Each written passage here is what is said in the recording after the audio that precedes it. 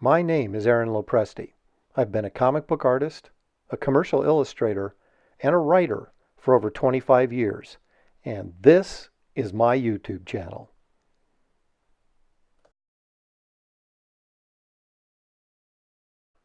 Welcome to episode 9, The Art of the Splash Page. In this episode, we're going to take an in-depth look at several of the comic book splash pages I have drawn over the years. We'll start with the oldest, working to the most recent. You'll probably notice an evolution in style and quality as we move through these pages, but I think all of them have something to offer. Okay, to start off with, let's go back to 1994, and we'll take a look at the splash page used in an unused Lord Pumpkin story. This is page 3 from that story. Dan Danko wrote it. It was completed about the time that Marvel bought Malibu Comics. It was never published, and the original art has disappeared, unfortunately. I do have copies of it, though, thankfully, that I made at the time when I turned the project in. This is the first meeting between Lord Pumpkin and his sidekick Pistol, who is the kid with the hat in the foreground there to the left, and a couple of his buddies. They broke into this house on Halloween night, thinking, it was haunted, let's see what's inside. And they weren't far from being right. Okay, so let's take a look at this. This is the third page of the story, but it's the first reveal of Lord Pumpkin. I wanted it to be dramatic. I wanted it to be melodramatic. So what are some of the things that I did here? First of all, I used a Dutch angle, which means I used a crooked angle. Okay, so you can see that the way the stairs and the floor is slanted to the right, dipping down to the right, to give it a little bit more drama. I picked a low angle, so where the camera would be sitting basically on the floor, looking up at Lord Pumpkin past these kids in the foreground. The lighting source here is strictly Lord Pumpkin's head. Okay, so he has a candle in there glowing. So you have light coming from his eyes and his mouth, and those are creating the shadow effects on his clothing and in the background. You can see the line work in the background pointing towards Lord Pumpkin. You can also see the use of perspective in there to give it some depth. So we not only establish the character, but do a fairly decent job of establishing the setting. Okay, so you have the staircase, the balcony upstairs. There's a dark hallway entry door behind him. So we get a nice setup of the house that he's in, but using shadows and dramatic angles, we create a dramatic, impactful splash page. This page takes us back to about 1996 or 97. This is from Gen 13 Bootleg number 11. This is page 1. This is a story that I penciled, wrote, and inked. Walter Simonson did the dialogue for it, and this is my Gen 13 Scooby-Doo story. So if you have never seen this or read it, it's something that even as long ago as I worked on it, it's still something that I'm pretty proud of. So I would recommend going and checking that out. It's a pretty fun story. It has elements of Scooby-Doo, Island of Dr. Moreau, Apocalypse Now. The villain is Marlon Brando. So there's some fun stuff in it. But taking a look at this initial splash page, you'll notice again, similar to what I did with the Lord Pumpkin splash page, that I did a Dutch angle again shifting the angle so we're not straight on. And one of the other things I really like to do is go low angle with the camera, as you can see that I did that again here. This is Grunge in his werewolf/dog form, so he actually takes on the role of Scooby-Doo in this whole story. But so it's important that you see him, that you see the tattoo on his chest, that you see what he looks like, that he is actually, sort of an animal-looking character. But he's being chased by somebody. So I got him looking back over his shoulder, but I still have him coming towards camera. So we get the information we need. Yes, he's being chased, but we can also see who he is. I've surrounded him with a lot of jungle detail, so we're totally aware of the environment that this guy is, he's running through a jungle. Um, you'll notice the little touch of I put a little lizard down there on the right-hand side near where Grunge's hand is on the log, jumping to get out of the way. Those are little, details that you can put in that kind of spice things up a little bit. You don't necessarily see that initially when you look at the picture, but as you continue to spend some time looking at the art, you'll notice little things like that um, popping up. And I think the readers appreciate that and enjoy that touch of detail, and it just it just gives the page uh, more depth to it, just visually and to the storytelling. Um, Again, you'll notice I used blacks to create shadows in certain areas that help give the character and the scene some three-dimensional volume as Grunge is basically jumping um, towards us off the page towards camera. At least that's the effect that I'm going for there. So again, you can look at those different elements that I used to once again try and create a dramatic, impactful splash page that's the first thing you see when you open the book, and it makes you want to turn the page and see what's going on. Let's jump ahead now to the early 2000s. This is from my run on Excalibur. This is Excalibur issue 13, page 24. Why in the world this issue had 24 pages, I can't remember. I know we were wrapping up the series, so maybe Chris Claremont had to put a few more pages in to get things where they needed to be. But anyway, this is kind of a selfish splash page because I remember Chris asking me what I wanted to draw, and I said, hey, can you work in Doctor Strange? So he was very kind, and he actually worked in Doctor Strange to be a very integral part of this last story arc in Excalibur. Um, this happened on the last page of the issue, as I recall. So in some ways, it's like a splash page occurring at the first page of an issue where you really want to start with a bang and get the readers to pick up the comic and keep reading. This is a splash page at the end of the issue that says, oh my gosh, I can't wait for the next issue. Okay, so I'm presenting Doctor Strange. Now, granted, I could have made him more dramatic in terms of his pose. This is very straight on, very presentational. Um, but this was meant to be more illustrative or ornate. As you can see, the stained glass window sort of striping design effect behind him. He appears in this cloud of smoke. Um, I was more concerned about Doctor Strange as a really cool illustration than I was concerned about Doctor Strange dramatic entrance. Now you can argue the merits of that and whether it was justified or not, but Marvel did make a toy of this, so I guess I made the right decision, although they never gave me one. Interesting. But anyway, you'll also notice on this is not a pure splash page. You have a panel on the left-hand side of Dr. X um, that's transitioning to this splash page panel.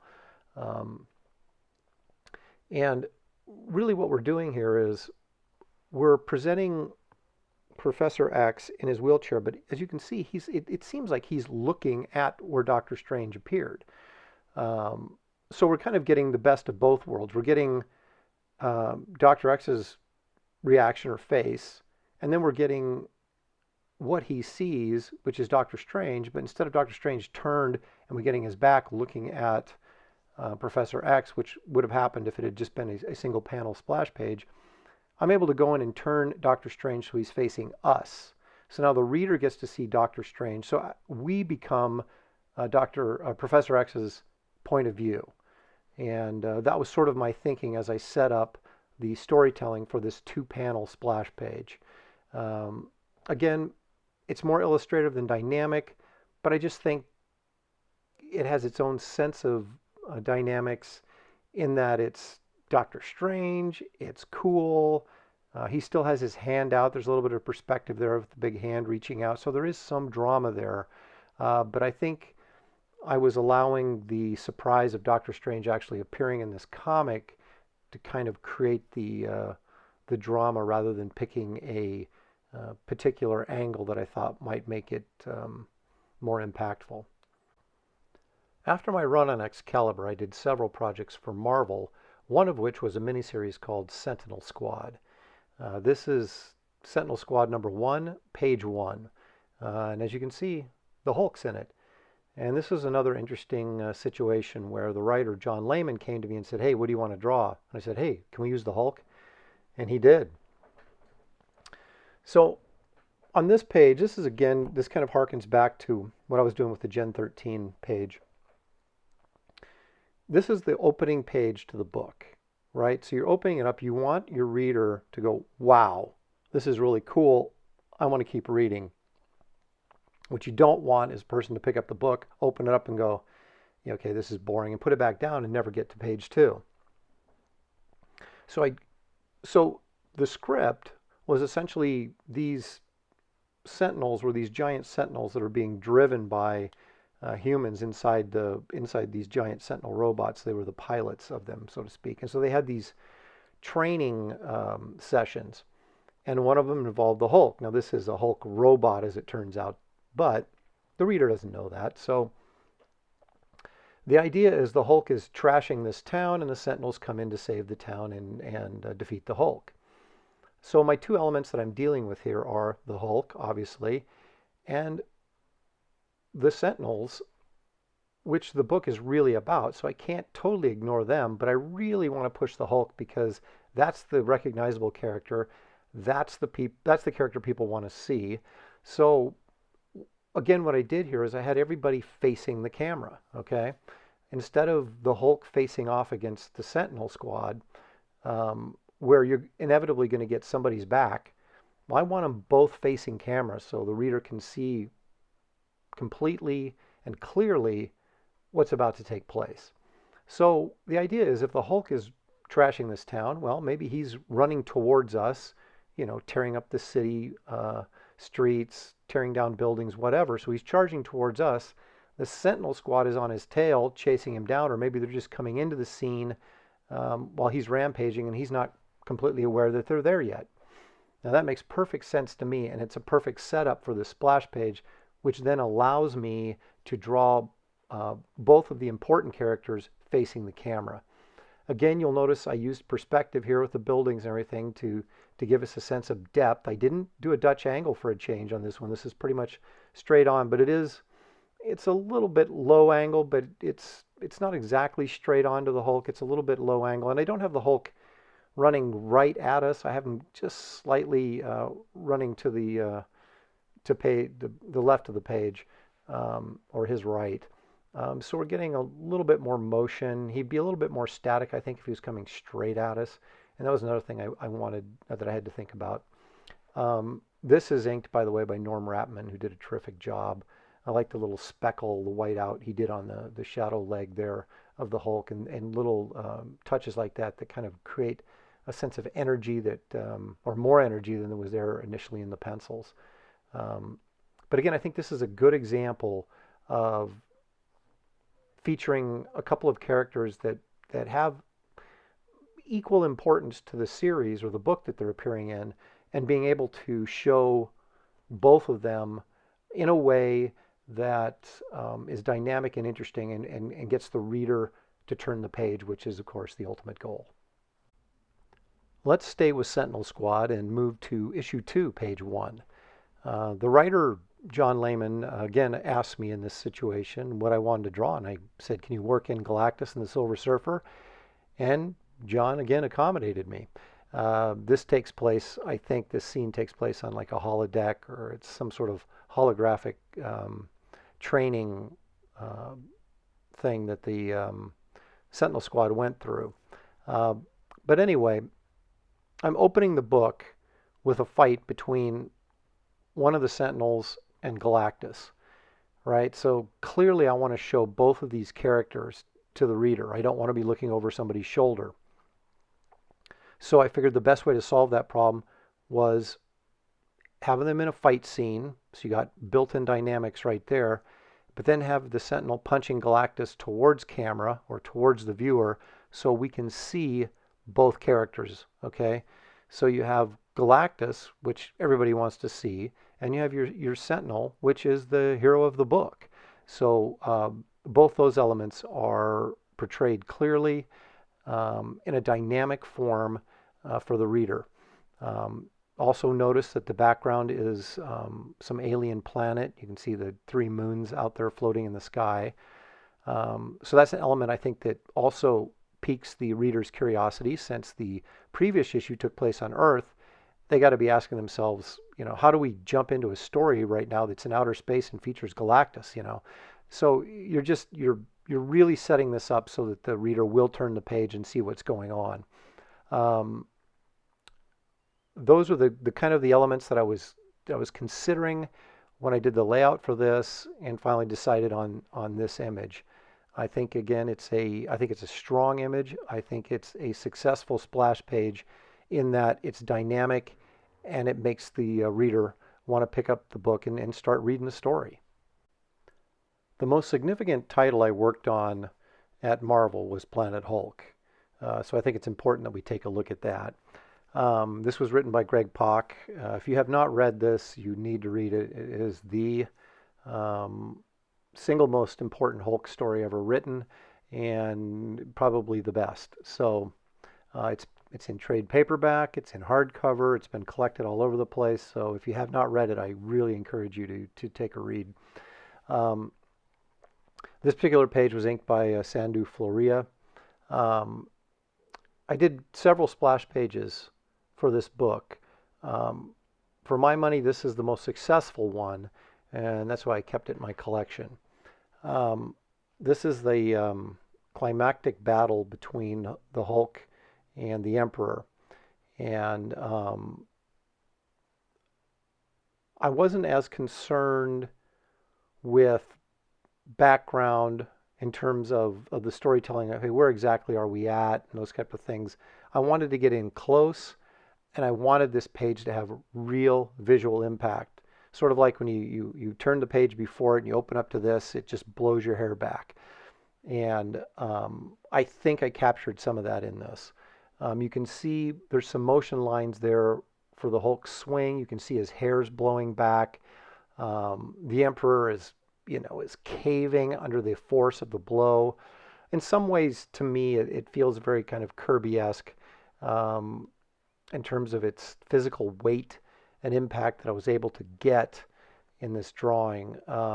Obviously, it's the line work, and there's way more detail in there than would see in a 1966 comic. But I think just in terms of power and impact, I think this is one of the better splash pages maybe I've ever done. Again, that was the thought process. We know they're right in the middle of this fight. How can I give it the most visual impact? And in this case, I didn't think it was important for us to see the Emperor. Like in the previous page we looked at, where I wanted to see Galactus as much as I wanted to see the Sentinel. In this case, this is all about the Hulk and the Hulk crushing his opponent. So we know it's the Emperor. We've seen the Emperor on the previous pages. We're not setting anything up. This is right in the middle of the issue. The fight's been going on, leading up to this big blow right here. So I really wanted to focus on the Hulk. So the two things I was focusing in on was how can I best portray the Hulk, and how can I best show, impact and power. And this, after probably doing a dozen thumbnails and layouts, trying to figure out exactly how I wanted this page to look, this is what I came up with. And again, I think it works. I think it gives me everything that I want out of this page. Power, the impact. And this is not the type of splash page that you're trying to get the reader to necessarily turn the page. I mean, if this was the first page of the comic, I think you would. But this is more about this impactful moment within the story, and in this case, in the middle of the story, where you have the climactic fight scene between these two characters. So those are all the things that I was taking into consideration when I drew this page. The background is pretty much just debris from battle, because again, it's not really that important. What's important is the impact and the energy and the power of their confrontation. The first title I worked on at DC Comics after I jumped ship from Marvel was Wonder Woman. This is from the first story arc that Gail Simone wrote. Where basically Wonder Woman teams up with all the 70s sword and sorcery characters from the DCU. In this particular case, it's Beowulf on this page. But it also features Claw the Unconquered and the Stalker. And I think that's it. And then Wonder Woman is kind of our in a barbarian form. But this particular page takes place in a Viking lodge, and it's actually the fourth page in the issue. So there's like 3 pages of setup of one of the subplots, and then we turn the page, and this is like the opening splash page to begin the Wonder Woman sequence in the book. So in a lot of ways, it's like the first page to a comic, where you want to have, you really want some visceral impact that really energizes the reader and makes them want to keep going. I did a couple of things on this page. Number one, you'll notice the border. There's a monster or a demon skull up at the top, and that's kind of to symbolize Beowulf, who is a demon hunter. And I put his sword on the right-hand side, Wonder Woman's sword on the left. You can see Wonder Woman's star down at the bottom, which balances out the Beowulf emblem at the top. This was inspired by some of Barry Smith's work on Conan, most notably his, I want to say it was, no, it wasn't Red Nails. It was a short story he did, Conan story. It was about 4 or 5 pages in one of the Savage Tales magazines, where he did these, leafy, ornate borders around his pages that it was almost like a hedge. And it was like he probably spent more time drawing the leaves around the story than he did actually drawing the story. I mean, it's just amazing. So you can check that out. It's like first couple issues of Savage Tales, I think. It's in one of those. But anyway, that was sort of the inspiration. And since I'm doing a barbarian story, I thought pay tribute to Barry Smith, the guy who sort of redefined barbarian and sword and sorcery for the comic book readers in the early 70s. In terms of the layout for this page, or the design, you can see that the light source is the fire down in the right-hand corner. That's like this fire pit that they cook on, and it warms the lodge, I suppose. But as you can see, what that does is create dark, heavy shadows on the outskirts of the design. In other words, the guy that Wonder Woman is lifting over his head, he has heavy, dark shadows on the top of him. The guy that's getting impaled with Beowulf's sword has heavy black shadow on his back. The guys laying on the ground there to the left, the bottom, they have some heavy black shadow away from the fire as well.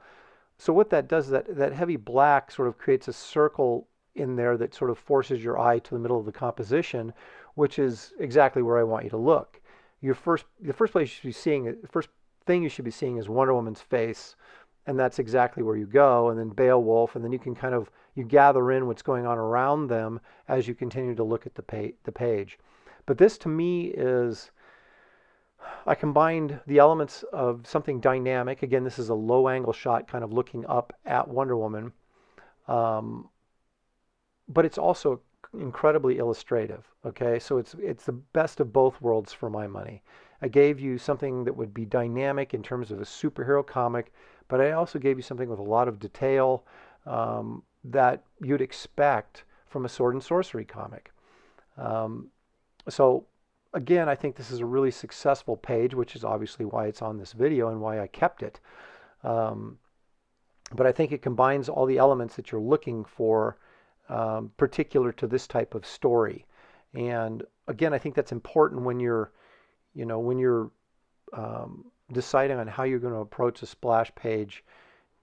Take into consideration not just, oh, I want this to be dynamic, but again, the characters. What's the story about? Who do we need to see? How does it need to be designed so that my focus is where it needs to be? All that creating, again, a dynamic or interesting image that makes the reader want to keep moving forward in the story. Let's jump ahead a few years to my Metamorpho miniseries that I wrote and penciled. This is issue number 3, page 1. And this is inked by Jonathan Glapian, who does tremendous work with a brush, even though it looks like he's using a pen, which I just find incredibly impressive. But anyway, this is the opening sequence. We left the last issue. It was kind of a splash page 2, where Metamorpho was sort of faced off with these warriors. The fight hadn't started yet. Here we jump in, and we're right in the middle of it, right? So I skipped a little bit of time to draw us right into the story, or to the fight sequence. So again, we're looking at the first page of the comic. I wanted to do something interesting and dynamic that would draw people in, right? And, again, at this point, you hope that people in the third issue, they're reading, they're committed to your book, but never discount the fact that someone who hasn't been reading the series may come along and pick up the book just out of curiosity and flip it open and look at the first page. I mean, I do that constantly while I'm going through comic shops. And I'm looking for something to grab me, right? And so that was the intent of this page, was to grab the reader, okay? So I have to kind of look at what the elements are I'm dealing with. I've got a big fight scene going on with all these warriors from another dimension. It takes place in what's left of maybe a city or a temple from an ancient civilization. And I've got to also include Sapphire, who's in the foreground there, because she's along with Metamorpho, and she's important in what's happening to her and where she's at. To start this story in terms of physical relation with the rest of the scene is very important. So I can't just draw a picture of Metamorpho, raging and fighting these warriors without showing Sapphire in there someplace, so that as the story moves along, I know where she's at, right? As the reader and as the artist. So what I thought would work was having her diving out of the way in the foreground, right? So, but not in the middle of the panel, but the lower panel, right? So she's there, we see her, she becomes a foreground element. She's not the first thing we look at. Again, the first thing we're looking at is Metamorpho, or at least we should be. And she becomes a little bit of a framing element to Metamorpho, along with the guy up here in the upper right-hand corner that's getting punched by Metamorpho, right? So that's directing my attention at Metamorpho. But then as I pull back and kind of look at the whole scene, I see, oh, there's Sapphire jumping out of the way of all the action. Okay, so she was in the last page. She was on the last page of the previous issue. So now she's on the first page of the next issue. Although she's not a main player in this particular sequence, we still know where she's at. So that as the story moves along, that we can easily find her, and the reader's not going to be going, wait a minute, where did she come from, right? So those are the elements I was dealing with, and those are the factors that I tried to consider while I was designing this splash page. Again, your hero is front and center. The carnage around him, the battle going on around him is important. And then your secondary character, your supporting character, Sapphire, is also important and included in the scene, but not in a way that it overpowers your main character and the main draw of this sequence, which is the action involved in it. So again, dynamic. There's storytelling in here. And again, I think a successful splash page. Okay, I want to end this video on Garbage Man, since he's who I'm pushing. I do have a book coming out soon with him. But I also want to address something that we see a lot in modern comics, and that's sort of the setup to the splash page, okay? Back in the 60s, 70s, and even into the 80s, splash pages were the first page to the comic, right? If you're reading Spider-Man, you'd flip it open and there would be this giant splash page of Spider-Man swinging through the city or fighting somebody or something, right? Well, what we see a lot in today's comics is sort of the setup to the splash page, where you have a page of panel art that leads you to turn the page either to a double page spread or just a splash page. So you'll have either a 1 or 2 page panel sequence that takes you into this big splash page reveal. Okay, in the case with Garbage Man, I was doing, these stories appeared in an anthology book, right? So they were each about 10 pages long. So it was really difficult for me to take an entire page and make it just a singular splash page, because I only had 10 pages to tell my story to begin with, right? So, but in this is one of the cases where I actually did do a pretty big splash page because I really felt it was warranted. So in the previous issue, we set up this kind of werewolf character and they're facing off, right? That's kind of the reveal at the end of the last issue. One thing I did on the first page of every Garbage Man story was I worked the title into the art. Okay, in this case, it's Monster Smash. That's pretty obvious. You can, it's pretty big there, so you can't miss it. But what I wanted to do was set up a big fight scene. So I set up panel 1, panel 2, panel 3, title of the story, and then that stepped us into the next page, which I'll show in a minute, which was the splash page. So basically what I'm doing here in panel 1 is setting up Garbage Man, but you're also seeing the hand of the werewolf, so we don't forget that he's there. And then in the second panel, we go to the close-up of this werewolf thing, but that's not a surprise because we've seen his hand in the first panel, right? So this is basically the reverse angle shot. And then we get a shot of both of them as the wolf monster is jumping towards Garbage Man to set up the big reveal, the big fight shot that's going to be on the next page. Okay, and here's the next page. As you can see, it's not a pure splash page in that there's another panel down below it, a transition panel to the next page. But let's take a look at the big splash panel, and we'll get to the smaller panel next. This, in a lot of ways, is like the Wonder Woman page that we looked at previously. This, to me, is, dynamics are important, but the illustrative quality is, or more important to me in this book than if I was doing a straight superhero book. There's two things that I look at, two subject matters that I look at: sword and sorcery, fantasy, that type of stuff, and horror are two genres that really lend themselves to being more illustrative and less dynamic. And so that's what I was trying to capture here. There is still a superhero dynamic involved in all of this, but it wasn't necessarily my priority in designing this page. Number one, I had to establish the background because we didn't really do it on the first page. The first page leading up to this was close-ups and then an empty background of the werewolf creature jumping at Garbage Man. So we really need to reestablish the background here, which I did, and we're out in the woods, obviously, and I put a lot of detail into that. I put enough shadows on the characters to kind of get a little separation from the background in the right areas. It's also, obviously, it's a monster book, so it's going to lend itself to having more shadows and black areas to create atmosphere.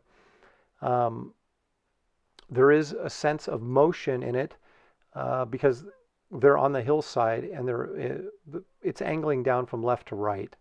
And so you kind of feel the motion or the weight of the werewolf jumping on Garbage Man, pushing him back towards the right. And then we see on the panel down at the bottom, that motion is carried through, and that basically transitions us to the next page. That's why I put it there. I couldn't go from just a big splash page of this to the continuation of the fight scene on the next page to me without a transition, and that's why I put this second panel in there. You'll also notice the second panel is silhouetted. It's not detailed like the big splash panel because I didn't want it to draw attention away from the splash panel. or to blend in with a splash panel. So I silhouetted it. We can clearly see the action. We can clearly see the characters, and yet it separates itself from the panel above it and doesn't fight with it. The only thing I wish maybe I had done differently was push that panel over to the right a little bit more, so that it's more on the sight line that I've established going left to right and down to the corner of the page. If I push that over a couple more inches, it would be more in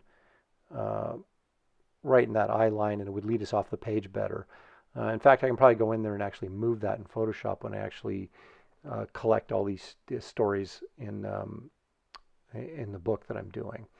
I want to say this was written by me, but inked by Matt Ryan, and did a fantastic job, so I don't want to overlook that. But we've taken a look at 9 different splash pages, I believe, in this video to give you an idea of different varieties of ways you can approach this, and hopefully giving you some food for thought when you're attacking your own splash page for your own comic. Thanks for watching. If you enjoyed this video, please hit the like button and subscribe to my channel. You can also hit the notification button to get alerts when I post a new video. Make sure you come back by soon so you can check out my next episode.